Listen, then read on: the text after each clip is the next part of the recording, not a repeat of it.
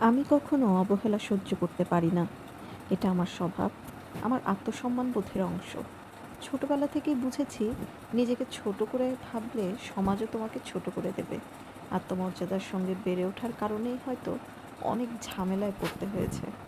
আমাদের সমাজ মেয়েদের শেখায় বিনয়ী হতে, সব কিছু মেনে নিতে, আত্মত্যাগ করতে। কিন্তু কজন শেখায় আত্মসম্মান কি? কজন বলে তোমার অনুভূতির দাম আছে? আত্মমর্যাদা রাখা কি মেয়েদের জন্য বিলাসিতা, নাকি সমাজের ঠিক করে দেওয়ার শর্তের বাইরে যাওয়া অপরাধ? একটা মেয়ে যদি আত্মমর্যাদার কথা বলে, তাকে অহংকারী বলা হয় যদি নিজের জন্য।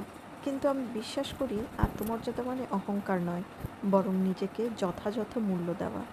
যারা বলে মেয়েদের আত্মমর্যাদা কম থাকা উচিত, তারা চায় না মেয়েরা নিজের জীবনের সিদ্ধান্ত নিজের হাতে নিক। কিন্তু সময় বদলেছে। আমি মেনে নেব না অবহেলা, অন্যায় কিংবা আমার সম্মান কেড়ে নেওয়ার চেষ্টা। আমি আত্মমর্যাদা নিয়েই বাঁচব, কারণ আমি জানি নিজেকে সম্মান করতে পারলেই কেবল অন্যরা তোমাকে সম্মান করবে।